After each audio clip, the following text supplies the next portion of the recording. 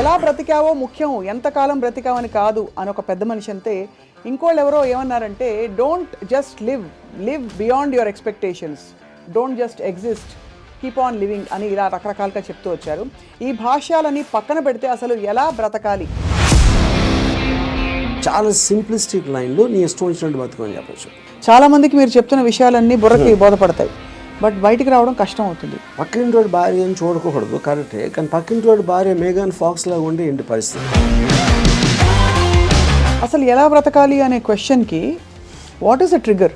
మీ effort, మీ attempt అనేది మీ చేతిలో ఉంటుంది కాబట్టి you will never feel a sense of failure. కానీ అడ్డొచ్చేవి ఏంటంటే కుటుంబం, వేరే వాళ్ళ ఇంపార్టెన్స్ మీ లైఫ్లో మీకు మీ హ్యాపీనెస్కి యాడ్ చేస్తే మాత్రమే validity. Suppose somebody derives real happiness or high in making another person happy, then what do? If my happiness is coming out of someone which is my decision only, no?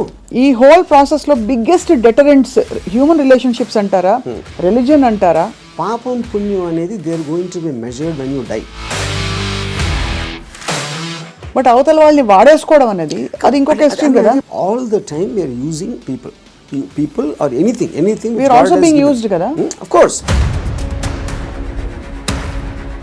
వాళ్ళు ఎవరో ఏదో అనుకుంటారు అనే దానికోసం sacrifice చేయటమా, ఎవడేమంటే care చేయకుండా నా ఇష్టం నేను బతున్నా అనేది కరెక్టా? సపోజ్ మీరు ప్రేమించిన అమ్మాయి మిమ్మల్ని రివర్స్ ప్రేమించలేదు అనుకోండి, అప్పుడు ఏం చేస్తారు?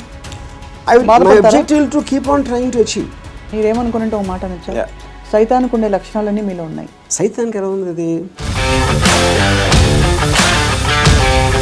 వాళ్ళు చేంజ్ అయిపోతే నాకు భయం వేస్తుంది ఫస్ట్, ఎందుకంటే నాకున్న ఫిలాసఫీ మొత్తం హిష్కాయికి అయిపోతుంది అంతే.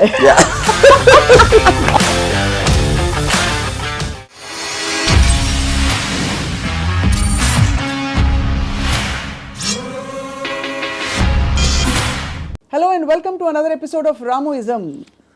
ఎలా బ్రతికావో ముఖ్యం, ఎంతకాలం బ్రతికావని కాదు అని ఒక పెద్ద మనిషి అంతే.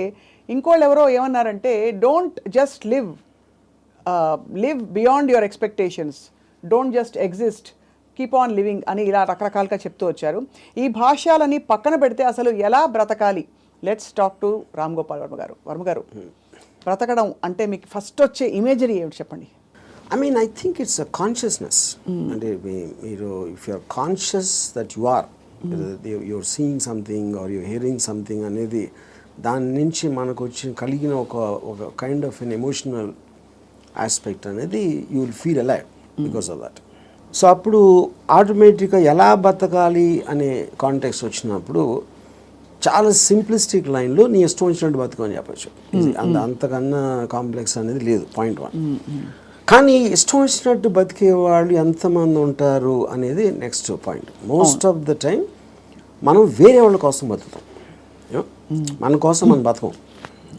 బికాజ్ ఇప్పుడు మీరు కాన్షియస్గా మీరు పుట్టినప్పుడు ఆబ్వియస్లీ మీ పేరెంట్సో లేకపోతే పక్కన మీ సిబ్లింగ్సో ఇలాంటి వాళ్ళతోటి ఒక యాజ్ యూ కీప్ గ్రోయింగ్ మిమ్మల్ని కంటిన్యూస్గా ఒక ఇన్ఫ్యూజ్ చేస్తూ ఉంటారు. నువ్వు తమ్ముని బాగా చూసుకో, లేకపోతే అది చూసుకో, ఇలా చెయ్యి, అలా చెయ్యి, ఇది చేస్తే తప్పు అని constantly. Like Ayn Rand wrote a very beautiful article in a book called The New Left, Anti-Industrial Revolution. ఇందులో ఒక చాప్టర్లో కంప్రాచ్యూస్ అని, అది కంప్రాచ్యూస్ వర్ ఏన్షియంట్ ట్రైబ్. వాళ్ళు ఏంటంటే మనుషుల్ని డిస్ఫిగర్ చేశారు. వాళ్ళు లావ్ అయిపోయి లేకపోతే సన్నగా అయిపోయి సర్కస్లో ఫ్రీక్స్ షోస్లో పెట్టేవాళ్ళు, వాళ్ళని చూసి జనాలు ఎంటర్టైన్ అవ్వడానికి. యూనో, సో Ayn Rand ఏముందంటే, modern day comprachicos are smart, they don't distort bodies, they distort minds. చూడటానికి పర్ఫెక్ట్ మనిషిలాగా ఉంటాడు అన్ని విధాలుగా, లోపల మైండ్ మొత్తం డిస్ఫిగర్ అయిపోయి ఉంటుంది. ఆ డిస్ఫిగర్మెంట్ ఎక్కడి నుంచి వస్తుంది? సొసైటల్ పర్పసెస్ కోసం మీకు సిన్, పాపం పుణ్యం, legal illegal, moral, social acceptance, ఇలాంటి 5-6 బంధాలతోటి మీరు ఇష్టం వచ్చినట్టు బతకకుండా అవతల వాళ్ళకి నచ్చేలా బతకటం అనేది ఒక ప్రోగ్రామ్ చేస్తారు. సో మీ లైఫ్ అంతా కూడా it's a conflict between what you want to do and what you have to do, what your expected to do. అవును, ఈ మధ్యలో ఉన్నదే మీ కాన్ఫ్లిక్ట్ వస్తుంది. ఆ కాన్ఫ్లిక్ట్లో మీకు లోసు, హైసు, డిప్రెషన్స్, ఫెయిల్యూర్ అన్నీ కూడా దాని డెరివేటివ్స్ దాంట్లోంచి. సో ఏ రోజు అయితే యువర్ ఎవ్రీ డెసిషన్ మీరు కాన్షియస్గా మీకోసం తీసుకున్నప్పుడు మీకు కాన్ఫ్లిక్ట్స్ అని ఉండవు అసలు.